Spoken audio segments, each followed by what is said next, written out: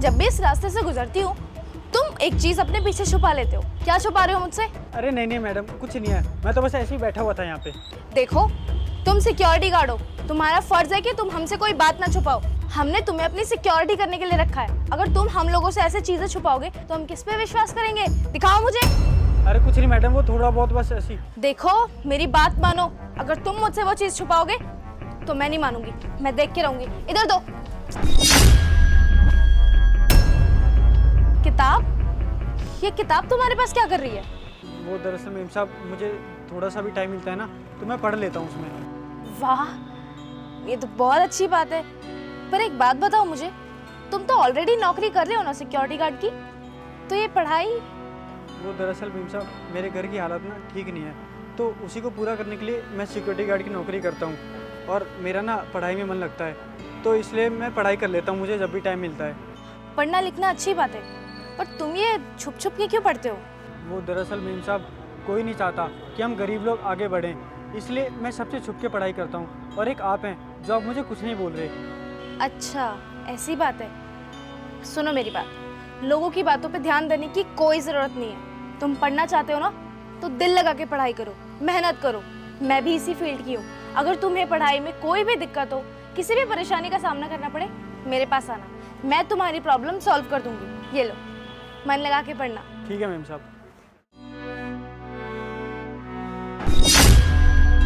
अरे ये तो मेम साहब की चाबी यहाँ पर रह गई। मैं एक काम करता हूँ, इन्हें देकर आता हूँ। अरे बहन, तू बैग में क्या ढूंढ रही है?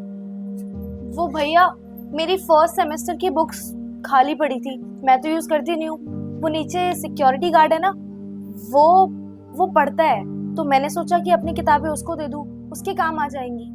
अरे बहन, वो पढ़ाई कर रहा हो या कुछ भी कर रहा हो, तुझे उससे क्या मतलब? और वैसे भी वो एक सिक्योरिटी गार्ड है, वो यहाँ पे बुक्स पढ़ रहा है ना, तो उसके खिलाफ तो हमें एक्शन लेना चाहिए कि वो अपनी ड्यूटी ठीक से नहीं कर रहा, और तू उसको बुक्स दे रही है जाके।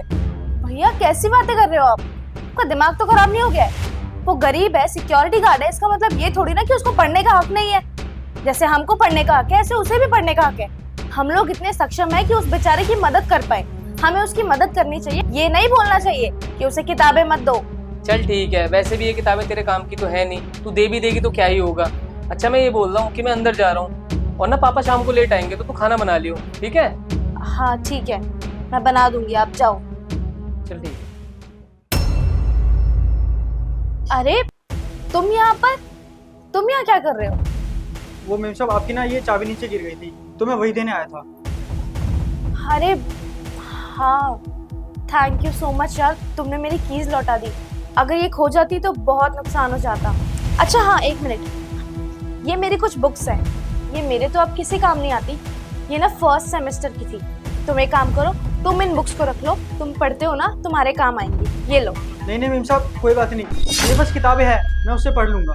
अरे ऐसे कैसे? तुम्हें इन किताबों की जरूरत नहीं है, तुम पढ़ते हो ना, मैं अच्छे से जानती हूँ, और तुम्हें इन बुक्स की बिल्कुल जरूरत है, तुम रखो इन्हें।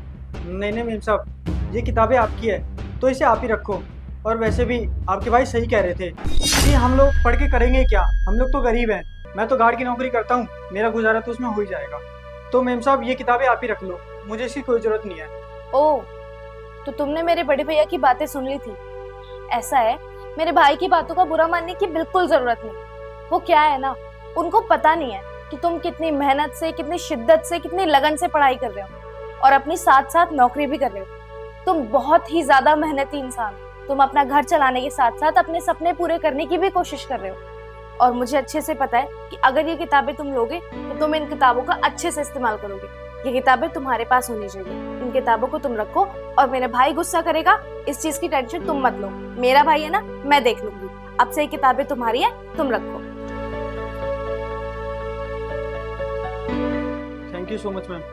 थैंक यू की कोई जरूरत नहीं, अब आप ये किताबें रखो और मन लगा के पढ़ना। धन्यवाद मैम।